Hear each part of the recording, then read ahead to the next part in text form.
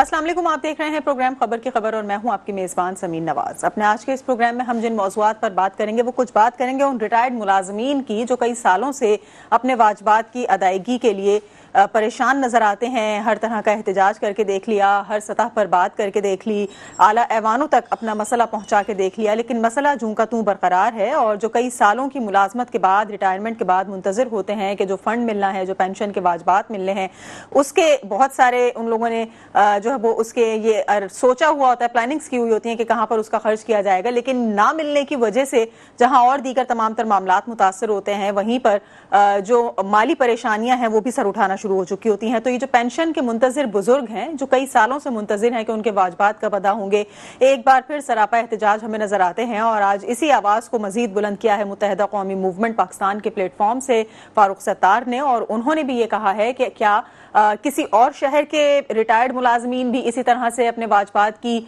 हुसूल के लिए इस तरह जो है वो हमें एहतजाज करते हुए नजर आते हैं, हुकूमत से शिकवा करना नजर आते हैं, या सिर्फ कराची के रिटायर्ड मुलाजमीन का ये नोहा है जिसको हर सतह पर पेश किया जा रहा है लेकिन इसकी कोई सुनवाई नहीं हो पा रही है।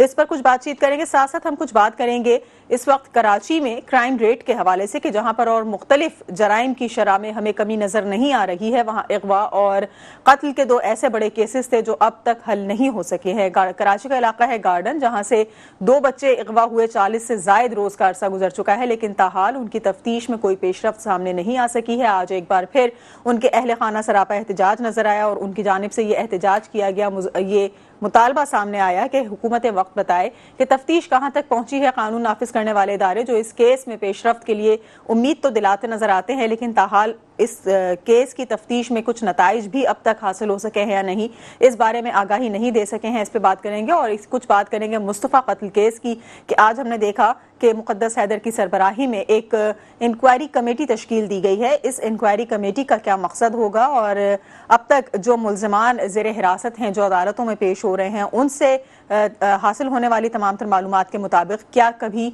हम देखेंगे कि इस कत्ल केस का जो है वो जो गुत्थी है वो सुलझ सकेगी कि क्या तमाम तर वाक़या हुआ और कौन इसके पीछे कार फरमा था। इन्हीं मौज़ूआत पर कुछ बातचीत करेंगे, लेकिन सबसे पहले बात करेंगे रिटायर्ड मुलाजमीन के हवाले से। और इस मौजू पर गुफ्तगू के लिए स्टूडियोज में हमें ज्वाइन किया है जुल्फ़िकार शाह, हमारे साथ मौजूद, सदर हैं सज्जन यूनियन के।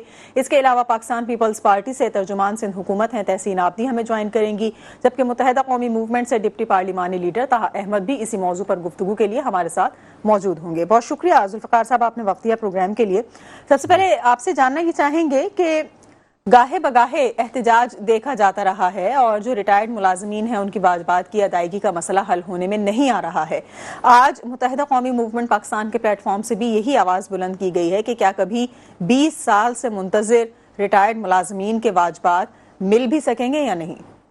बिस्मिल्लाहिर्रहमानिर्रहीम। सबसे पहले तो मैं आपको मशकूर हूँ कि खबर की खबर में इस खबर को इतनी अहमियत दी कि आज जो है इसके ऊपर ये देखें कि इस वक्त सिर्फ मुत्तहिदा कौमी मूवमेंट नहीं, हमारे साथ पाकिस्तान पीपल्स पार्टी की भी जो संजीदा हल्के हैं, ये जो उनकी लेबर ब्यूरो है, यूनियंस हैं, वो तमाम इसलिए सरापा एहतजाज हैं कि किसी एक शख्स का मसला नहीं है। ये मसला ये है कि 10,000 लोग वो हैं जिन्हें 2017 से अभी तक वाजिबात नहीं मिले।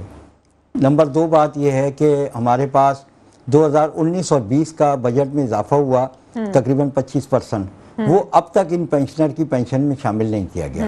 इसके साथ साथ अब जो सारा बड़ा मामला बन गया है वो बन गया ये कि अक्टूबर 2023 से जो लोग टीएमसी से रिटायर हुए हैं, हालांकि वो केएमसी सर्विसेज के मुलाजिम हैं और केएमसी सर्विसेज से ही टाउनों में गए, उनका कोई कसूर नहीं, उन्हें टाउन में भेजें, आप डिस्ट्रिक्ट में भेजें तो वो वहाँ रहते हैं। बहरहाल ये है कि अब जब अक्टूबर 2023 से इनके ऊपर ये खिड़की बंद कर दी है, टाउन में उनकी तनख्वाहें बंद हो गई नौकरी के बाद, क्योंकि रिटायर हो गया तो रिटायर शख्स के बाद भी उसको नहीं मिलती, तनख्वाह भी नहीं मिलती, उसको कोई वाजिबात नहीं मिले। अब उसके बाद दूसरा मामला ये हुआ कि उनकी पेंशन मिलनी थी, उन्होंने एक घरेलू बजट बनाया हुआ था, आपने ग्रेजुएटी 2017 से नहीं दी लेकिन आपने तो 2023 से पेंशन भी बंद कर दी। उसकी वजह से हम 18 महीने से तकरीबन हम सरापा एहतजाज हैं और हम 8 साल से ये कोशिशें कर रहे हैं। हमने, आप ये देखें कि आखिरी दफ़ा 2016 में कोर्ट के अहकामात से 1 अरब 10 करोड़ रुपया सिंध गवर्नमेंट से लेकर हमने 1800 लोगों में तकसीम किया था जो उस वक्त तक के रिटायर थे। उसके बाद से वाजिबात मिल ही नहीं रहे। सिर्फ वाजिबात हमें उस वक्त मिलते हैं जो हमारी कुछ रकम इन्वेस्ट की गई है, जो हमारे पेंशनर के लिए पैसा है, तो वो तकरीबन रमज़ान के भी उसमें आएगा, तो उसमें इस दफ़ा भी हमें तकरीबन 50 करोड़ से ज़्यादा रकम होगी। लेकिन हम ये समझते हैं कि वाजिबात 15 अरब के लगभग हैं, तो ये थोड़ी सी रकम से कुछ नहीं होगा। हम ये समझते हैं कि ये तरतीब रखी जाए। और अब जो मामला यहाँ पर एहतजाज को ज़्यादा यूं हो गया है कि ये 40-40 साल लोगों ने एक नौकरी की, और अब आखिर में उनको यही था, जैसा कि आपने प्रोग्राम के शुरू में ही कहा, कि हर शख्स एक प्लानिंग करके रहता है कि मैं इस साल रिटायर होऊंगा तो मैंने बच्ची की शादी करनी है, किसी ने मकान बनाना है, किसी ने कारोबार शुरू करना है। लेकिन वो सब का सब ठप इसलिए हो गया है, उन्हें वाजिबात तो बहुत दूर की बात है, उनके लिए पेंशन बंद कर दिए, जिसकी वजह से आज वो सरापा एहतजाज थी। हमारी बहनें, हमारी माएँ, हमारी बेटियां जो नौकरी करने के बाद आज वो सरापा एहतजाज हुई हैं कि ऐसे वक्त में कि जब 60 साल की उम्र में उन्हें घर में बैठकर आराम करना है, इज्जत और आबरू से बैठना है, तो वो सड़कों पर हैं। पिछले 27 नवंबर को हमने किया, उस वक्त भी आपने प्रोग्राम किया था, उस वक्त भी उसमें भी हमने यही बात की थी कि खुदारा इनके लिए कोई बंदोबस्त किया जाए। हमें खुशी है कि मुत्तहिदा कौमी मूवमेंट ने इसको हमारे साथ एहतजाज में, वो पिछले एहतजाज में शरीक थे, तो उन्होंने अक्टूबर वाले एहतजाज की बात क्या किया है कि असम्बली में इसके ऊपर वसीम साहब ने एक करारदाद भी पेश की, लेकिन उसका कोई हल नहीं निकला। अब रकम है इतनी बड़ी, अब इसका हल ये है कि हम ये समझते हैं कि हम इस वक्त वाजिबात की बात तो पहले बाद में, हम तो ये समझ रहे हैं कि जब जिनकी तनख्वाह बंद हुई है उनके पेंशन केसेस का तो कम से कम आप फैसला कर दें। वाजिबात का फैसला जब उनको मिलेंगे तो इनको भी मिल जाएंगे, इन 10,000 को वो मिलेंगे तो ये 2,500 को। अब हमारा यहाँ मामला इंसानी अलमिये का आ गया है। इस वक्त KDA में आप देखें कि एक सिक्योरिटी गार्ड जो था उसने देखे। आपसे मजीद इस पर भी गुफ्तगू करेंगे। आप यहाँ पर थोड़ा सा हम खता कलामी चाहेंगे जुल्फ़िकार शाह से, क्योंकि टेलीफोन लाइन पर हमें ज्वाइन कर चुके हैं मुत्तहिदा कौमी मूवमेंट के डिप्टी पार्लिमानी लीडर हैं ताहा अहमद, जबकि पाकिस्तान पीपल्स पार्टी की जानिब से तर्जुमान सिंध हुकूमत तहसीन आबदी भी हमारे साथ मौजूद हैं। बहुत शुक्रिया आप दोनों मेहमानों का भी, आपने वक्त दिया। ताहा साहब, ये बताइएगा कि आज फारूक सत्तार साहब ने एक बार फिर आवाज बुलंद की है और उन्होंने ये कहा है कि आखिर किसके आगे जाकर मसाइल रखे जाएं, और जिसके जवाब में जब पाकिस्तान पीपल्स पार्टी की जानिब से तनकीदी जुमले सामने आते हैं तो उसमें मसले को हल करने के बजाय एक नया इशू सामने ले आया जाता है कि इंतखाबात करा लिए जाएं और दोबारा इलेक्शन लड़ लिए जाएं और ब्ला ब्ला एक्स्ट्रा एक्स्ट्रा। तो ये इशू जो है इस वक्त रिटायर्ड मुलाजमीन का वाजबात की अदायगी का, ये कैसे हल होगा? देखिए, मैं उस बात का क्या जवाब दूं, जिस तरह सीनियर वजीर साहब ने प्रेस कॉन्फ्रेंस की, उन्होंने जाती बातें की, जाती अटैक करने की कोशिश की और साबित कर दिया कि जो इल्जाम वो लगा रहे थे सियासी शोबदेबाजी का, वो सियासी शोबदेबाजी कर कौन रहा था, ये खुद ही साबित हो गया। अच्छा, ये बड़ी फजूल बात है कि इलेक्शन लड़ लें, ये कर लें। अरे भाई, आप ये बताएं, आप लोगों के वाजिबात कब देंगे? हम कोई आपसे अपने लिए कोई चीज मांग रहे हैं, कोई वजारत मांग रहे हैं, कोई मराद मांग रहे हैं? हम तो ये कह रहे हैं कि वो लोग बेचारे जो हक हलाल की रोजी कमाते हैं, 60 साल की उम्र तक मेहनत करते हैं और फिर प्लान बनाते हैं कि अपनी पेंशन की इनकम से कोई अपनी बेटी की शादी करेगा, कोई मकान बनाएगा, कोई बेटे को बाहर पढ़ने भेजेगा, तो वो तमाम लोग चाहे किसी भी सियासी जमात के वोटर हो, चाहे किसी भी मजहब के हो, किसी भी मसलक के हो, किसी भी कौमियत के हो, उनका बुनियादी हक है ये कि उनके वाजिबात की अदायगी होनी चाहिए, उनको पेंशन मिलनी चाहिए। ये वाली बात हमने की थी, वो उनको बुरी लगी। आईना जब भी दिखाते हैं तो अजीब सी कैफियत हो जाती है। बहरहाल मुत्तहिदा कौमी मूवमेंट अपने लोगों के साथ खड़ी है, अपने लोगों के साथ ग्राउंड पे मौजूद है। हमने आज प्रेस कॉन्फ्रेंस की, हमने असेंबली में आवाज उठाई और हम कानून और आइन के दायरे में रहते हुए अपने एहतजाज को वसी करेंगे और जिस हद तक इस मुल्क का कानून और आइन हमें इजाजत देता है, हम अपने लोगों के लिए एहतजाज करेंगे, अपने लोगों के साथ खड़े रहेंगे, इसके साथ अदालतों में जाएंगे, असेंबली में इस पे आवाज उठाएंगे और सिंध हुकूमत को इतनी आसानी से इनका ये बुनियादी हक इनसे छीनने नहीं देंगे। सही। तहसीन आबदी भी हमारे साथ मौजूद हैं, उनको भी शामिल गुफ्तगू करना चाहेंगे। ताहा साहब, आपकी तरफ वापस आएंगे और आपकी भी कुछ मजीद बात सुनेंगे।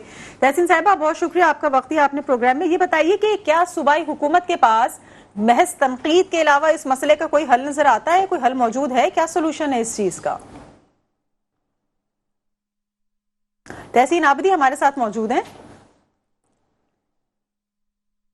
ठीक है, अगर आप मुझे सुन सकती हैं तो बताइएगा कि आज जिस तरह का स्टेटमेंट सूबाई वजीर शर्जील इनाम मेमन की जानिब से सामने आया कि फारूक सत्तार नफरतें फैलाना चाहते हैं, एक बार फिर जलाओ घिराव की सियासत को फरोग देने की कोशिश की जा रही है, क्या आपको लगता है कि इस तरह के बयानात इस मसले का हल निकाल सकते हैं?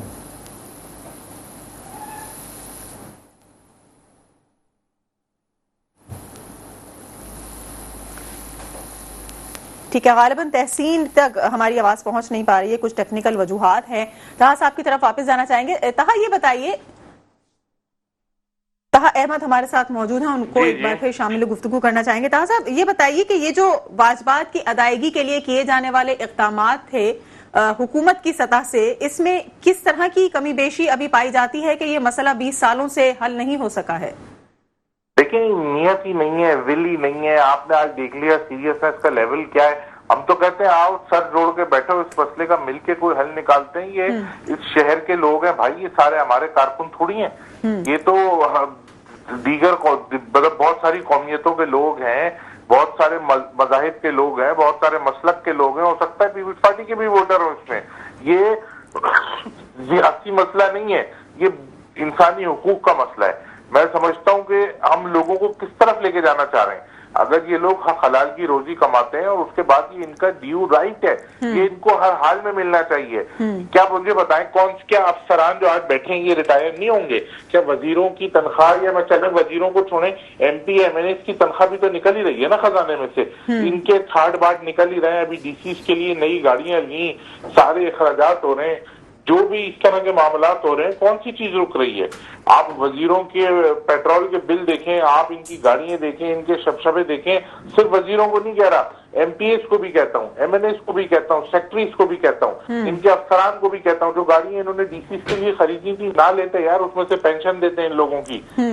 आप दुनिया भर में पहले जरूरियात को पूरा किया जाता है, फिर लग्जरी की तरफ जाया जाता है। हमारे यहाँ लग्जरी खत्म ही नहीं हो रही। एक तबका ऐसा है माशरे का जिसके लिए पैसा कोई मसला ही नहीं है, और एक बेचारे ये लोग हैं जो खुद सूजी पे मजबूर हो गए अपने बुनियादी हुकूक के लिए। ये जुल्म है, इसका जवाब हमें अल्लाह के पास जाके देना पड़ेगा। ठीक है, तहसीन एक मरतबा फिर हमें ज्वाइन कर चुकी है। तहसीन साहबा आपकी तरफ आना चाहेंगे, और जो सवाल मेरा पहला आपसे था वो यही है कि ये बताइए, क्या हुकूमत की जानिब से कोई संजीदगी इसमें समझी जा सकती है कि ताहाल 20 साल का अरसा गुजर गया, लेकिन जो रिटायर्ड मुलाजमीन है उनके पेंशन और वाजबात की अदायगी का मसला जूं का तू मौजूद है? देखिए समीन, पहले तो मैं कहूंगी कि अगर जब बात कर रहे हैं, मेरी आवाज मुझे इको हो रही है। जी आप बात कीजिएगा। हाँ नहीं, क्योंकि अब बेहतर है। देखिए, पहले आप हक़ाइक़ पे बात कर रहे हैं, आपको फैक्ट्स मालूम होना चाहिए। MQM का मैं कहूंगी कि उनकी सियासत में कुछ बचा नहीं है। वो सिर्फ इल्जामात की सियासत करके चाहते हैं कि उनको थोड़ी सी ऑक्सीजन मिले, वो ब्लेमिंग गेम खेलेंगे तो शायद वो थोड़े से न्यूज पे रहेंगे। तो मुझे लगता है कि ये बहुत पुरानी टेक्निक्स हो गई हैं इनकी। अब फैक्ट सबके सामने, अगर आपने सीनियर वजीर शर्जील इनाम मेमन साहब की प्रेस कॉन्फ्रेंस सुनी हो तो उन्होंने तमाम हक़ाइक़ जो हैं वो आदाद शुमार के साथ सामने रखे हैं, जो कि फारूक भाई जो हैं बेचारे पता नहीं किसके डिक्टेशन पे वो प्रेस कॉन्फ्रेंस करने बैठ गए। कि सिंध हुकूमत ने पिछले 5 साल में 160 अरब रुपए से जायद के बकियाजात और पेंशन की बद में अदायगियां की हैं। KMC की ये बात कर रहे हैं, KGA की बात कर रहे हैं, वाटर बोर्ड की बात कर रहे हैं। भाई ये खुद मुख्तार इदारे हैं जो अपनी माली जिम्मेदारियों के जिम्मेदार खुद हैं। उसमें सिंध गवर्नमेंट का कहीं रोल नहीं है। सिर्फ कराची के बल्दियाती इदारों को सिंध हुकूमत ने पिछले साल 20 अरब रुपए के करीब इजाफी ग्रांट दी है ताकि वो माली बहरान से निकल सके। आप सिर्फ इल्जाम लगा रहे हैं। MQM को चाहिए कि 2017 से पहले भी जो बल्दियाती इदारे MQM के पास थे, लेकिन उनको जिस तरह की इंतजामी तबाही की तरफ धकेला गया, ये उसका जवाब दें। ये हम पे इल्जाम ना लगाएं। हम तो तमाम चीजें ऑन रिकॉर्ड हैं, फैक्ट्स एंड फिगर्स के साथ मौजूद हैं कि कितनी अदायगियां की गई हैं। इन्हीं ने जिस तरह माजी में नौकरियां बेची हैं, जिस तरह जो डिपार्टमेंट को तबाही की तरफ धकेला है, जिस तरह घोस्ट मुलाजमीन को इन्होंने भर्ती किया है, इनके पास उनके कोई जवाब मौजूद नहीं है। जिससे इल्जाम का गेम खेल रहे, मैं अगेन कहूंगी कि इनके अपने अंदरूनी इख्तलाफात इतने बढ़ गए कि पहले ये उनको निपटा लें, फिर ये दूसरों पे आके इल्जाम लगाएं और फैक्ट से बात करें। सिर्फ झूठ की सियासत, मफरूजे की सियासत, अब ये वो दौर नहीं है समीन। अब बड़े पढ़े लिखे लोग, बड़े जवान लोग जो है वो सियासत में आ रहे हैं, नौजवान लोग सियासत में आ रहे हैं। तो मुझे नहीं लगता कि इनकी इस तरह की नेगेटिव प्रोपेगेंडा जो है वो अब किसी भी तरह में इनके काम आ सकता है। लेकिन जिस तरह का स्टेटमेंट आज हमने शर्जील इनाम मेमन की इस प्रेस कॉन्फ्रेंस में सुना कि फारूक सत्तार जो है वो जलाओ घिराव की सियासत या लोगों में नफरत का जज्बा बढ़ाने की कोशिश कर रहे हैं, तो क्या आपको लगता है कि इस तरह के बयानात मसले का हल हो सकते हैं या इससे ये मसला हल हो जाएगा? देखिए, आप जब बात करेंगे ना तो फिर आपको थोड़ी सुनने की भी हिम्मत रखनी चाहिए। जब आप किसी पे गलत एलिगेशंस लगाएंगे तो जब आपका हाल भी सबके सामने है, आपका माजी भी सबके सामने है, तो अगर आप माजी में देखती रही कि जिस तरह सियासत होती रही है कराची में, कि आपको नहीं पता कि लिसानियत के नाम में कितने घरों के चिराग उजाड़ दिए गए, कि आपको नहीं पता कि सिर्फ लिसानियत के नाम पे रोजाना 100 लाशें गिरा दी जाती थी, आपको नहीं पता कि कराची की इकोनॉमी किस तरह डाउन की गई थी, कि एक कॉल पे या इनकी सियासत को चमकाने के लिए जो है पूरा शहर बंद कर दिया जाता था, कि आपको नहीं पता कि एक बच्चे की पर्ची देके 250 इंसानों को जिंदा जला दिया गया। तो ये तो फैक्ट्स है ना। सभी हम कबूतर की तरह आंखें बंद कर लेंगे तो उससे हकीकत तो छुप नहीं सकती। जब आप किसी पे गलत इल्जाम लगाएंगे तो जाहिर सी बात है हमें भी अपनी वजाहत देने का, हमें भी अपना मौक़िफ़ देने का राइट है। ठीक है, ताहा साहब ये बताइए कि बगैर फैक्ट्स एंड फिगर्स के आज ये तमाम तर प्रेस कॉन्फ्रेंस में जो है वो बातें की गई हैं फारूक सत्तार की जानिब से, जिस तरह से इस वक्त फरमा रही है तहसीन आबदी साहिबा के कितना पैसा जो है वो वाजबात की अदायगी की मद में सिंध हुकूमत ने गुज़िश्ता साल दिया है, तो फिर अब शिकायत किस चीज की है? ताहा अहमद हमारे साथ मौजूद हैं क्या? आप मुझे सुन सकते हैं तो बताइएगा कि ये जो 25,000 अरब रुपए की बात हो रही है और ये कहा जा रहा है कि बल्दियाती इदारों के रिटायर्ड मुलाजमीन के 25,000 अरब रुपए देने हैं जो सूबाई हुकूमत के ऊपर वाजिबुल अदा है, और वो रकम जो बताई जा रही है इस वक्त पाकिस्तान पीपल्स पार्टी की जानिब से तर्जुमान सिंध हुकूमत तहसीन आबदी का जो ये कहना है कि गुज़िश्ता साल हमने वाजबात की अदायगी की मद में एक बड़ी रकम फराहम की है, तो ये फैक्ट्स एंड फिगर्स या जो तमाम तर रकूम की अदायगी के मामलात हैं, क्या ये इल्म में लाए बगैर आज की ये प्रेस कॉन्फ्रेंस की गई है फारूक सत्तार की जानिब से?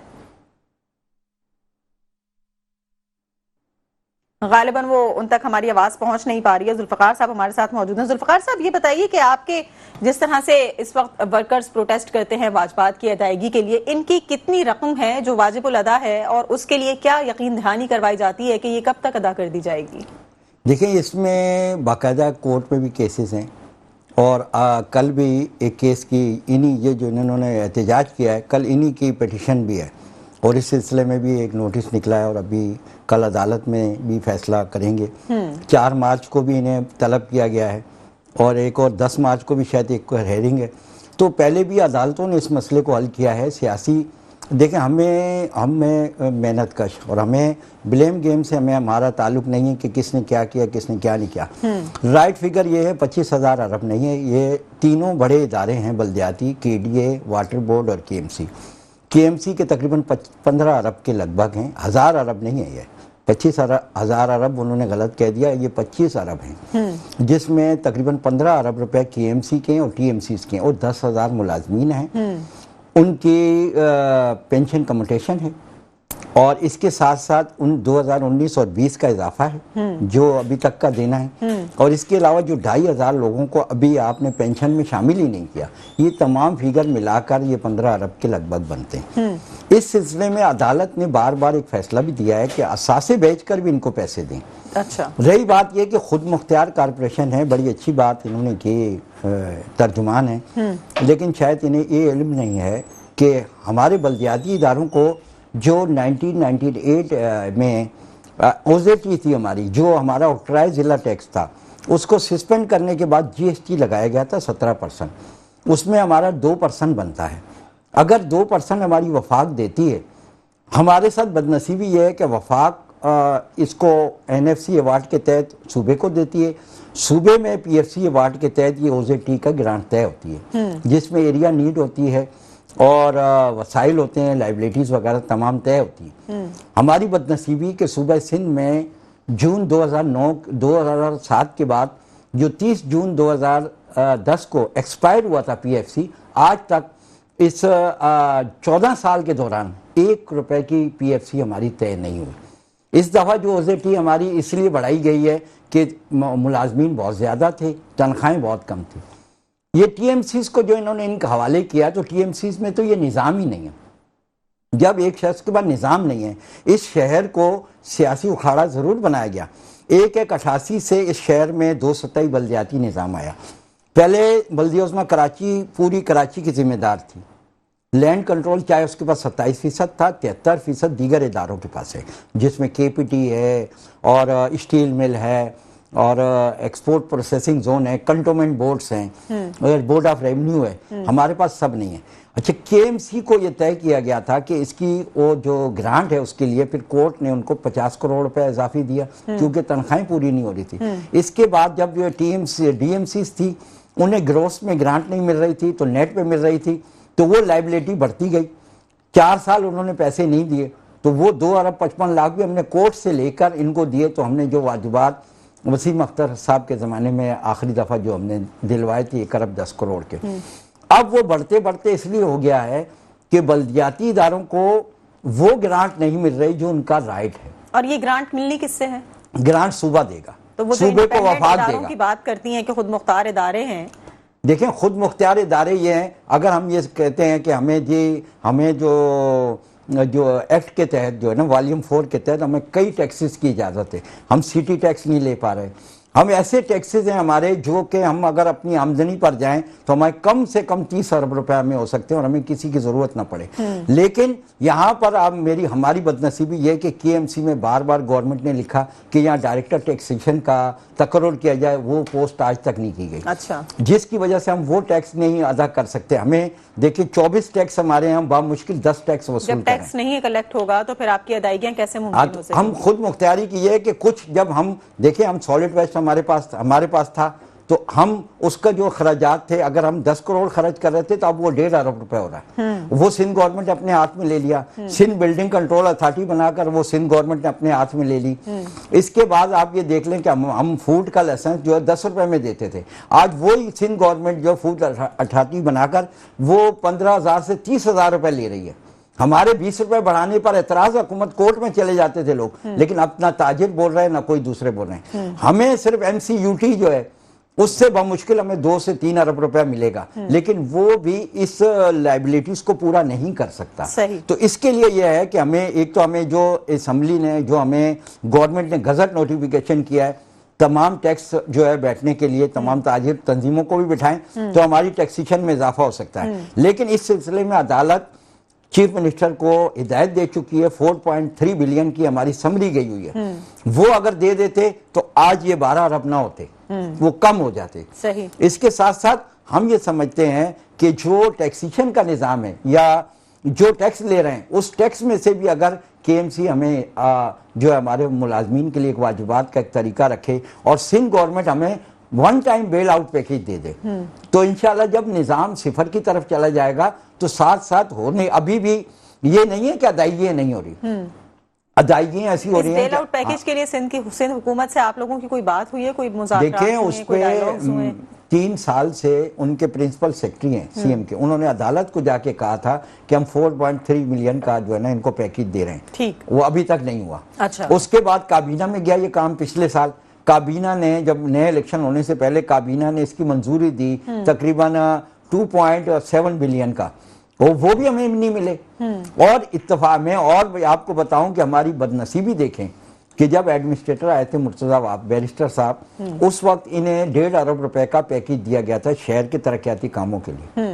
वो भी पैकेज को इन्होंने लोन में तब्दील कर दिया और 5 करोड़ रुपया अभी भी हमारी KMC की ग्रांट में से वो कट किए जा रहा है कि यानी वो किस्तें हम दे रहे हैं। तो हम ये समझते हैं कि इस वक्त ये ब्लेम गेम नहीं होना चाहिए और ये बिल्कुल ताहा साहब ने जैसे कहा कि तमाम कौमियतों के लोग हैं, इसमें लियारी के अक्सरियत लोग हैं, इसमें मलीर के अक्सरियत लोग हैं, इसमें माड़ीपुर किमाड़ी के मुजाफाती इलाकों के भी लोग हैं, इसमें मुत्तहदा के वर्कर्स भी हैं, इसमें पंजाबी पठान भी हैं, इसमें हर मज़ाहिब के लोग भी हैं, हिंदू हैं, क्रिश्चियन हैं, सिख हैं। तो बिला तफरीक इसमें जो है वो सबको वो तमाम, ये वो 10,000 लोग हैं जिसमें तमाम कौमियतों से ताल्लुक रखते हैं। तो खुदारा हम तो ये समझते हैं हमारे सियासत से कोई ताल्लुक नहीं है। ये बार बार जो एहतजाज, इस साल आप ये देख लें कि गुज़श्ता साल से अभी तक ये 10 एहतजाज बड़े हो चुके हैं जो MA जिन्ना रोड पर हो चुके हैं, लेकिन मैं ये समझता हूं कि आज तक किसी ने कोई इस पर संजीदा कार्रवाई ना सिंध गवर्नमेंट ने की है,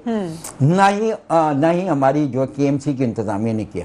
हम ये समझते हैं कि खुदारा अगर इंसानी अलमिया जैसे कि पहले लोगों ने खुदकशियां की हैं या लोग बीमारियों से मर रहे हैं, हम ये समझते हैं अब तो हमारे पे ये ज्यादा प्रेशर है कि हमारे जितने लोग जो दफ्तरों के धक्के खा खा के ब्लड प्रेशर का शिकार होकर मर गए, हार्ट अटैक होकर मर गए और उन्हें पेंशन नहीं मिली, उन्हें वाजिबात नहीं मिले, तो हम ये समझते हैं कि अगर इंसानी हकूक की बात की जाए तो वो कत्ल का मुकदमा केएमसी की इंतजामिया पर होना चाहिए, सिंध गवर्नमेंट के उन लोगों पे होना चाहिए जो नहीं परेशान है। और मजीद लोग हो रहे हैं, मजीद हो रहे हैं। हमारी 4 बहनें 4 टीचर्स कुरंगी की जो है वो इंतकाल कर गई, उनके केस आज तक नहीं लिए गए। सही, ठीक है, एक ब्रेक के लिए कहा जा रहा है, ब्रेक लेंगे, ब्रेक के बाद वापस आएंगे तो दीगर मौजूआत की जानिब बढ़ेंगे। और जिस तरह से हमने बात की रिटायर्ड मुलाजमीन की वाजबात की अदायगी के हवाले से, तो इस मसले को हल करने के लिए पाकिस्तान पीपल्स पार्टी की तर्जुमान सिंध हुकूमत तहसीन आबदी हमारे साथ मौजूद है। उनका कहना है कि चूंकि ये इदारे खुद मुख्तार हैं, लिहाजा MQM के प्लेटफॉर्म से जो बात की जाती है या और दीगर रहनुमा इस इशू को हाईलाइट करने की कोशिश करते हैं, तो पहले वो फैक्ट्स एंड फिगर्स की तमाम तर मालूमात अपने पास जमा रखें कि किस तरह से सूबाई हुकूमत इसमें कंट्रीब्यूट कर रही है और मसाइल को हल करने की कोशिश करती नजर आती है। इस पर उन्होंने कुछ सफाई इसमें हमें दी है। लेकिन एक ब्रेक के बाद वापस आएंगे तो कुछ बात करेंगे कराची में क्राइम रेट के हवाले से। तहसीन साहबा हमारे साथ मौजूद रहिएगा, एक ब्रेक के बाद आपसे कुछ मजीद गुफ्तगू करेंगे, हमारे साथ रहिए। वेलकम बैक नाज़रीन, प्रोग्राम में एक बार फिर आपको खुशामदीद कहेंगे। कुछ कराची में कत्ल और अगवा की वारदातों के हवाले से बातचीत करेंगे कि कत्ल केस में जो मुस्तफा कत्ल केस था अब तक की क्या पेशरफ सामने आ सकी है। साथ साथ कुछ बात करेंगे गार्डन के इलाके से लापता होने वाले 2 कमसिन बच्चों की जिनको अगवा किया गया था और ताहाल 40 रोज से जायद अरसा गुजर जाने के बावजूद अब तक कोई मालूमात हासिल नहीं हो सकी हैं कि ये बच्चे किसने अगवा किए हैं, क्या उसके मकासद थे और क्या अब तक इस बारे में मजीद इंक्वायरी हमें बताती है। आज एक मरतबा फिर अहल खाना की जानिब से एहतजाज किया गया है और उनका मुतालबा यही है कि जल्द अज जल्द बच्चे बाजियाब कराए जाएं। इसी पर कुछ गुफ्तगू करने के लिए हमारे साथ मौजूद है नुमाइंदा है मेट्रो 1 न्यूज़ के एहसान यूनुस। बहुत शुक्रिया एहसान, आपने हमारे स्टूडियोज़ के लिए वक्त निकाला। ये बताइए कि ये जो हम बात कर रहे हैं गार्डन से लापता होने वाले 2 बच्चों की बाजियाबी की, तो क्या अब तक की इसमें इंक्वायरी सामने आ सकी है और किस तरह से इन बच्चों की तलाश का अमल कानून नाफिज करने वाले इदारों की जानिब से जारी है? जी देखिए, इंतहाई अलार्मिंग सिचुएशन है कराची में। जो बच्चों के अगवा के वाक़यात हैं जो रवां साल रिपोर्ट हुए, पहला वाक़या जो नॉर्थ कराची में 7 साला बच्चे सारिम का 7 जनवरी को अगवा का वाक़या पेश आया और उस पर भी कमेटी जो है वो बनाई गई। ये केस बाद जो है AVCC हुकाम को ट्रांसफ़र किया गया। खसूसी यूनिट जो है इस केस से मुतल्लिक तहकीकात करेगा, मगर पुलिस इस केस की पेशरफ जो है वो हासिल करने में नाकाम रही और 11 रोज़ बाद इस बच्चे की लाश जो है वो बरामद हुई। दूसरा केस जब ये रिपोर्ट हुआ उस वक़्त जो है वो कराची में यही तमाम सूरत हाल को शहरी लेकर जो है वो परेशान थे, लोग खौफजदा थे कि बच्चों के अगवा की वारदातों में जो है वो होशरबा इजाफा जो है वो देखने में नज़र आ रहा है और इसके साथ साथ पुलिस कारकर्दगी पर भी जो है वो कई सवालात शहरियों की जानिब से उठाए जा रहे थे। तो एडिशनल IG कराची की जानिब से कमेटी बनाई गई कि ये कमेटी जो है वो अगवाकारों का तयन करेगी और जो लापता बच्चे हैं इनकी बाजियाबी से मुतल्लिक भी जो है वो तहकीकात करेगी। मगर हमने देखा वो कमेटी बनी, उन्हें 3 दिन का जो है वो वक्त दिया गया था, मगर कोई किसी भी अगवा के केस में जो है वो पेशरफ सामने नहीं आ सकी। सिटी पुलिस की जानिब से ये जो गार्डन से 2 लापता बच्चे थे अलियान और अली रजा, इनकी बाजियाबी के लिए जो है वो 12 कोशिशें की गई। लियारी नदी को मुकम्मल तौर पर जो है वो सर्च किया गया। सुराग रस्सा कुत्तों की भी जो है वो मदद ली गई। जब लियारी नदी पर सुराग रस्सा कुत्ते पहुंचे तो वो एक मकाम पर जाकर जो है वो ठहर गए थे। यानी शाहिदीन की जानिब से पुलिस को बताया गया कि इसी जगह पर जो है वो आखिरी दफा बच्चों की मौजूदगी जो है वो देखी गई थी। मगर पुलिस ने जब मजीद तहकीकात इस केस पर की तो कोई सुराग जो है वो नहीं मिल सका। इब्तदा में पुलिस हुकाम जो है वो कहते रहे कि CCTV फुटेजेस जो है वो हासिल कर ली गई हैं और जल्द जो है मुलजिमान का तयन कर लिया जाएगा, जिस पर जो है वो सूबाई जो तर्जुमान है सिंध हुकूमत तहसीन आबदी, उनकी जानिब से भी जो है वो बयान सामने आया कि हम पुलिस कारकर्दगी से मुतमईन है और इंशाल्लाह पुलिस जो है इन लापता बच्चों को जो है वो बाजियाब करा लेगी। बाद जो DIG जनूबी हैं सदरा, उनकी जानिब से एक हफ्ते बाद दोबारा जो है वो बयान सामने आया कि ये सीसीटीवी फुटेज जो पुलिस ने हासिल की थी ये उन मुलजिमान की नहीं है। जो तस्वीरें सामने आई थी उसमें मोटरसाइकिल पर सवार एक मुलजिमा खातून थी और एक मुलजिम था और उनके साथ जो है वो 2 बच्चे थे।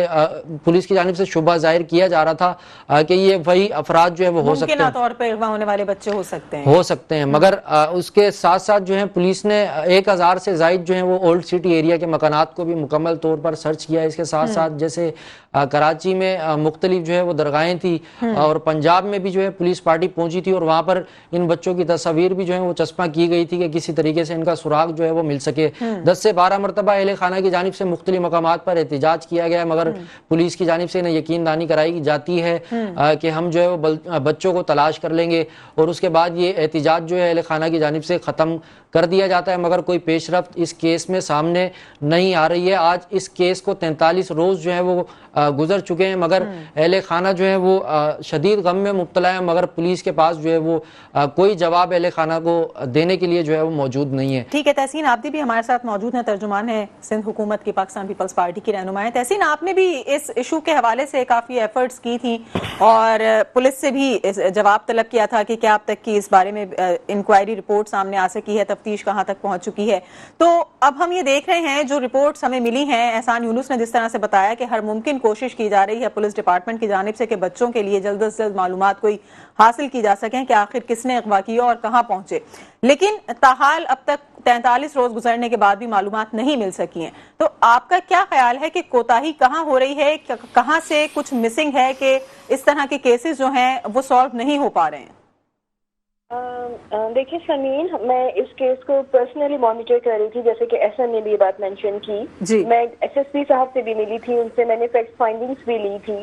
जब तक मैं एसएसपी साहब से मिली थी उस वक्त बच्चे को अगवा हुए 8 दिन हो चुके थे आई गेस। और उस वक्त जो पुलिस के पास इन्वेस्टिगेशन जो उनकी रिपोर्ट आई थी, जो फैमिली से पुलिस जो थी कोऑर्डिनेशन में थी, तो जो आपने बात की कि वो एक खातून थी और एक मर्द थे जिन्होंने बच्चों को अगवा किया, बाइक पे बिठा के लेके गए।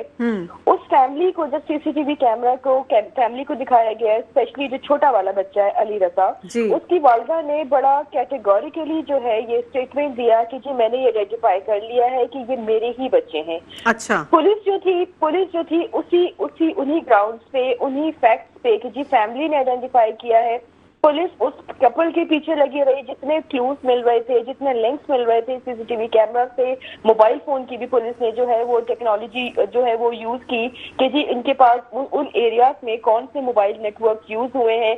इस टाइमिंग्स में जो सीसीटीवी कैमरा था उसमें पुलिस ने एक लंबा टाइम लगा क्योंकि इन्वेस्टिगेशन हुई कि जी आखिरी दफा जो बच्चों की लोकेशन आई वो कोई लियारी का चील चौक था, आई थिंक, ऐसा बेहतर तरीके से बता सकते हैं as far as I remember कि वहां पे बच्चों की मौजूदगी बताई गई। लेकिन बाद में जब पुलिस ने उस कपल को पकड़ लिया, ऐसे नहीं कह सकती कि जी पुलिस ने काम नहीं किया। पुलिस ने जो सीसीटीवी कैमरा में जो फैमिली ने भी आइडेंटिफाई किया, अली रजा की वालिदा ने आइडेंटिफाई किया कि जी ये मेरे बच्चे हैं, ये कपल उठा के लेके जा रहा है। उस कपल को जब पकड़ा तो पता चला वो बच्चे उस कपल के थे और वो बच्चे सुबह 10 बजे से दोपहर 12-1 बजे तक एक क्लिनिक के बाहर खेल रहे थे उस कपल के साथ, जबकि अली रजा और एलियान जो है वो स्कूल से आए थे 12:30 बजे और उसके बाद उनका अगवा हुआ है, जबकि वो बच्चे उस फैमिली के बच्चे थे। तो उसके बाद जब अली रजा की वालिदा से दोबारा बात की गई तो उन्होंने कहा कि हाँ मुझे गलतफहमी हुई है, ये तो मेरे बच्चे नहीं है। तो अब जब इस तरह की कॉन्ट्रडिक्शन आएगी तो इससे you can not blame the police, you can not blame the government, क्योंकि फैमिली ने एक हफ्ते 10 दिन तक पुलिस को एक गलत डायरेक्शन में लगा के रखा और उसके बाद कहा कि हाँ जी ये तो क्योंकि वो प्रूफ हो गया कि वो तो बच्चे उस कपल के जो कपल कैमरे में आया था। पुलिस अपनी इन्वेस्टिगेशन कर रही है, पुलिस ने बहुत बड़ी रेड्स की है। मैंने उस दिन भी अपनी प्रेस कॉन्फ्रेंस में जो है ये बात अनाउंस भी की थी कि जो पुलिस जो एसएसपी साहब है वो मजीद 7 एसएचओ के साथ, डीएसपी के साथ एक बड़ा ग्रैंड ऑपरेशन करने जा रहे हैं। हमें क्लूज मिल रहे थे, हम आइडेंटिफाई पुलिस जाके रेड कर रही थी, लेकिन अगेन कुछ चीजें ऐसी हैं कि वो आइडेंटिफाई नहीं हो सकी। आपको भी पता होगा कि जो एरिया है लियारी का एरिया वो बड़ा स्लम एरिया है, वहाँ पे बहुत बहुत कंजस्टेड एरिया है, तो वहाँ पे इतने ज्यादा कैमरास जो है वो इंस्टॉल नहीं किए जा सकते। लेकिन जहाँ जहाँ से भी क्लूज मिलते हैं वहाँ पे मुसलसल टीम्स काम कर रही हैं। सीएम साहब जो है उन्होंने सबको और हमारे जो वज़ीर दाखिला है लंजार साहब, उन्होंने सब लोगों को ऑन बोर्ड लिया हुआ है। इस पे मुसलसल काम चल रहा है। अनफॉर्चुनेटली ये केस रिजॉल्व हो जाना चाहिए था। मैं नहीं कहती कि जी ये इसमें कोताही नहीं हो रही है, रिजॉल्व हो जाना चाहिए था, लेकिन हम अभी भी बड़े होपफुल हैं कि जिस तरह हमारी टीम्स काम कर रही है, जिस तरह पुलिस सिंसियरिटी से काम कर रही है, हम इस केस को रिजॉल्व जल्द कर लेंगे। सही, लेकिन जिस तरह से ये अब कह रहे हैं कि क्लूज मिल रहे हैं और उसको सॉल्व करने की कोशिश कर रहे हैं, लेकिन जब से कराची में बच्चों के अगवा की वारदातें ज्यादा बढ़ी हैं या इनकी हम ये देख रहे हैं कि वाकयात में इजाफा हुआ है, अब जब से अब तक क्या कोई मुनज़्ज़म गिरोह इस तरह से कोई ग्रिप में आ सका है? कोई पुलिस इस सिलसिले में किसी को गिरफ्तार कर सकी है कि ये एक ऐसा गिरोह था जो बच्चों के अगवा की वारदातों में मुलव्वस था? क्योंकि यकीनी तौर पे एक मुनज़्ज़म अंदाज में ये तमाम तर काम हो रहा है, तो कोई ना कोई ग्रुप तो होगा जो लीड कर रहा होगा कराची में इन वाकयात को। इसमें क्या किसी किस्म की कोई कामयाबी मिली है अब तक? नहीं समीज, इस तरह की हमें कोई गैंग की तो रिपोर्ट्स नहीं मिली है जहाँ तक मेरी मालूमात है। हाँ, कुछ बच्चे रिकवर भी हुए हैं। आपने देखा होगा कि रिसेंटली एक गुलशन से जो बच्ची अगवा हुई थी वो जो है इंटीरियर सिंध से जो है वो रिकवर्ड हुई है, बच्ची और सिंध पुलिस ने ही रिकवर्ड की है। इसी तरह जो सारिन का वाकया भी था, सारिन के वाकये में देखिए तमाम केसेस को ना आप एक साथ कनेक्ट नहीं कर सकते, बिकॉज कुछ जगहों पे बड़े क्लोज रिलेटिव भी इन्वॉल्व हमें जो पुलिस को थोड़े बहुत इशारे मिले हैं। जिस तरह सारिन का अगवा हुआ कि सारिन जो है वो मदरसे गया, वो मदरसे से बच्चा जब आया है तो उसको उसके जो क्लूज मिले हैं वो उसके विद इन द अपार्टमेंट्स मिले कि बच्चा जो था वो 11वें दिन उसकी बॉडी मिली है, जबकि जब बॉडी मिली है तो बच्चे की डेथ को 5 दिन हुए थे, यानी बच्चा 6 दिन तक जिंदा था और वो उन्हीं अपार्टमेंट्स में मौजूद था। तो वो उसकी जो इन्वेस्टिगेशन है, ज्यादा हर चीज तो आप चैनल पे या पुलिस इस तरह डिस्क्लोज नहीं कर सकती, लेकिन उनकी जो इन्वेस्टिगेशन हो रही है उसमें बहुत क्लोज रिलेटिव्स के क्लूज मिल रहे हैं। तो यकीनन ये इन्वेस्टिगेशन चल रही है, कोई ना कोई नतीजा निकलेगा जरूरी, क्योंकि जल्दी में आके कोई ऐसी अनाउंसमेंट कर दें पुलिस या सिंध गवर्नमेंट और कुछ हकायक ना सामने आ सके, तो मुझे लगता है कि अब थोड़ा सा टाइम देना चाहिए इस इन्वेस्टिगेशन को। यकीनन बच्चों को बाजियाब होना चाहिए जो नहीं हुए, लेकिन जो सारिन जैसा मिसहैप है उन केस पे अगर पुलिस काम कर रही है और बहुत इसकी इन्वेस्टिगेशन बहुत करीब तर आ चुकी है कि हम कल्प्रिट तक पहुंच सके इंशाल्लाह। सही, ठीक है। थोड़ा सा कुछ मुस्तफा कत्ल केस की भी बात करेंगे एहसान आपसे, और इसमें भी हम बात करेंगे कि आज हमने देखा कि मुकद्दस हैदर की सरबराही में एक इंक्वायरी कमेटी जो है वो तश्कील दी गई है। क्या पर्पस है इस कमेटी का और अब तक इस केस की जो तफ्तीश है वो किन पहलुओं पे की जा रही है? क्योंकि बहुत सारे ऐसे किरदार हैं जो ज़ेरे हिरासत हैं, अदालतों में पेश हो रहे हैं, उनके बयानात भी सामने आए हैं, तो क्या अब तक इसमें हम देख सकेंगे इम्प्रूवमेंट नजर आती है केस में कातिलों को पकड़ने के लिए, या फिर जिस तरह से बात हो रही है कि जी कैफर किरदार तक क्या कभी पहुंच भी सकेंगे या नहीं? जी देखिए, इन दिनों ये जो मुस्तफ़ा आमिर कत्ल केस है ये सिर्फ एक कत्ल का वाक़या नहीं है। अगर हम इसमें भी देखें तो इंतहाई जो है वो पुलिस की गफलत, लापरवाही जो है वो देखने में नज़र आती है। पुलिस का फेलियर इसे अगर कहा जाए तो ये गलत नहीं होगा, क्योंकि अगर आप देखें ख़याबान मुहाफ़िज़ में ये मगवी जो नौजवान था ये रिहाइश पजीर था। ख़याबान मोमिन में जो है वो जो अरमगान नामी मुलजिम था ये रिहाइश पजीर था। अब ये जो तीसरा मुलजिम डिफेंस फेज 6 से गिरफ्तार किए गए, आप देखें ये एक दूसरे से कनेक्ट किस तरीके से थे। एक बहुत बड़े पैमाने पर कराची के पोश तरीन इलाके में मंशियात फरोशी का कारोबार जो है वो पुलिस की नाक के नीचे चलाया जा रहा था और पुलिस तमाम तर इन नौजवानों की सरगर्मियों से जो है वो लाइल्म थी। अमेरिका से ये मंशियात कराची में मंगवाई जाती थी वेब डार्क के जरिए, और उसके बाद ये इस्लामाबाद पहुंचती थी और फिर कोरियर सर्विस के थ्रू ये कराची में इन नौजवानों की दहलीज पर मंशियात जो इन्हें हासिल हो जाती थी, और उसके बाद ये कराची में फाश महफिलों में इस मंशियात को जो है वो पहुंचाया जाता था, जिससे एक बहुत बड़ा पढ़ा लिखा तबका जो है वो मुतासिर हो रहा था मंशियात की जानिब माइल होकर। जब ये मुलजिम साहिर हसन को इस केस में गिरफ्तार किया गया तो खौफनाक किस्म के इंकशाफात जो है वो मुलजिम ने किए। 2 साल में ये अरबों रुपए की मंशियात जो है वो कराची के पोश तरीन इलाकों में फरोख कर चुका है, और माहाना जो है 90 लाख रुपए मुनाफा जो है वो ये कमाता था। इनके साथ जो इस्लामाबाद में एक गुरु का सरगना जो एक कनेक्ट था शाह वली के नाम से, उसकी शनाख्त जो है पुलिस ने की है, तो वो उससे 56% जो है वो प्रॉफिट इस तमाम तर मंशियात की फरोख का जो है वो हासिल होता था। अब इसके मोबाइल फोन से जितना भी डेटा रिकवर किया है तो तफ्तीशकार जो है वो चकरा कर रह रह गए हैं कि इतने बड़े बड़े लोग इस जो है मंशियात फरोशी के कारोबार से वाबस्ता हैं कि उनके गिरबानों तक हाथ भी जो है वो नहीं डाले जा सकते हैं। आप देखें, हम माजी में देखते थे कि एक गैंग की सूरत में जो है वो इस तरह से मुल्जिमान जो है वो पुलिस पे अटैक करते थे और उन्हें जो है वो गोलियां मार के या तो शहीद कर दिया जाता था या पुलिस एहलकारों को जख्मी कर दिया जाता था। मगर एक 24 साल का नौजवान अरमगान जो है वो 3 घंटे तक जदीद तरीन असले से जो है वो पुलिस पर फायरिंग करता रहता है। 3 घंटे तक पुलिस को वो इंगेज करके रखता है और उसके बाद पुलिस का डीएसपी और एक पुलिस एहलकार जो है वो जख्मी होते हैं। उसके बाद 3 घंटे की मुजाहिमत के बाद जब मुलजिम को गिरफ्तार किया जाता है तो उसके बाद जो कत्ल की लर्ज़ाखेज वारदात है तो वो उसके हवाले से जो है वो तफसीलात बताता है। 3000 के करीब जो है वो गोलियां पुलिस ने जब इस मुलजिम के घर से बरामद की और स्नाइपर गन जो लोग फिल्मों में देखते हैं और तस्वुर करते हैं कि ये इस तरीके से चलती है, वो इस मुलजिम के घर पर मौजूद थी। तो आप अंदाजा लगा सकते हैं कि किस तरीके से पुलिस जो है वो डिफेंस जैसे इलाके में अपनी जो है वो नाअहली को जो है वो बयान करती दिखाई दे रही है कि 3000 गोलियां उस मुलजिम के बंगले से बरामद हुई। मंशियात फरोशी का कारोबार इतने बड़े पैमाने पर चलाया जा रहा था, मगर इन तमाम सरगर्मियों से जो पुलिस लाइल्म थी मुकम्मल तौर पर। ऐसा इसको लाइल्म कैसे कह सकते हैं, क्योंकि हमने देखा कि जो एक मुताल्लिका थाना है उसका एक एहलकार भी तमाम तर चीज़ों में जो है वो हम उसको कह सकते हैं कि मालूमात रखता था और फिर उसके बारे में जब इन्फॉर्मेशन सामने आई है इन बयानात के नतीजे में तो फिर उसको भी अरेस्ट कर लिया गया। तो इसका ये मकसद है कि तमाम तर चीज़ों से ला इल्म नहीं थी पुलिस, कुछ चीज़ों का इल्म ज़रूर था लेकिन उससे किनारा कशी इख्तियार किए हुई थी और एक ढील दे रखी थी गालिबन। आप देखेंगे जितने कराची में इस वक्त हाई प्रोफाइल केस हैं, अगर हम बात करें सारिम कत्ल केस के हवाले से, तो जैसे अभी तर्जुमान सिंध हुकूमत ने कहा कि बच्चे अगर अगवा हुए हैं तो वो बच्चे जो अगवा हुए हैं उनको बाजियाब भी कराया गया है। बच्चों का खो जाना और बच्चों का अगवा हो जाना दोनों अलग किस्म के वाक़यात हैं। जो बच्चे खो जाते हैं वो अमूमन 24 से 48 घंटों में पुलिस को जो है वो मिल जाते हैं या तो फिर किसी जो है वो शहरियों की जानिब से उनको तलाश कर लिया जाता है। ऐलानात के बाद जो है वो बच्चे बाजियाब हो जाते हैं, उसके बाद पुलिस जो है वो क्रेडिट लेती है। आप देखें आज 52 रोज सारिम कत्ल केस को गुजर चुके हैं। पुलिस ने 18 अफराद को जो है वो इस केस में गिरफ्तार किया था और उन्हें जो है 25 से 30 रोज तक जो है पुलिस की जानिब से डिटेन भी रखा गया। मगर उसके बाद जब ब्लड डीएनए सैंपल जो बच्चे के लिए गए थे और इन तमाम अफराद को जो डिटेन किया गया था तो पुलिस की जानिब से कहा गया था कि कोई भी डीएनए जो है वो इस बच्चे के डीएनए के साथ जो है वो मैच नहीं हुआ है। इसकी बिहाफ पर इस शर्त के तहत तमाम मुल्जिमान को पुलिस की जानिब से रिहा कर दिया गया है कि ये शहर से बाहर नहीं जाएंगे। अब एक और कमेटी जो है वो बनाने की कोशिश की जा रही है।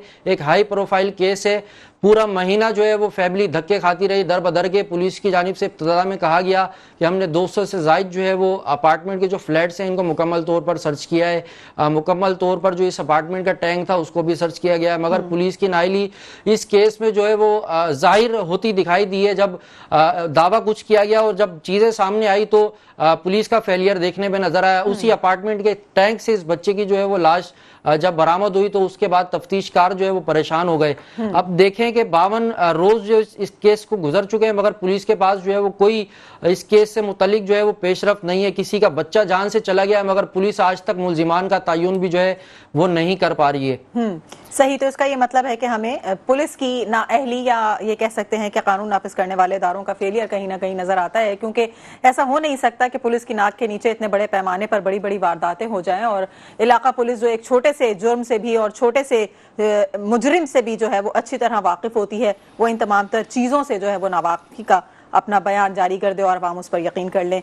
तो अब कब तक ये तमाम तर मामलात सॉर्ट आउट हो सकेंगे और कब तक इसके इंक्वायरी रिपोर्ट्स फाइनलाइज हो सकेंगी, ये आने वाले वक्त में देखेंगे। आज के लिए इतना ही। समीन नवाज और प्रोग्राम टीम को मेट्रो 1 न्यूज़ से इजाज़त दीजिए। अल्लाह ने के बाद।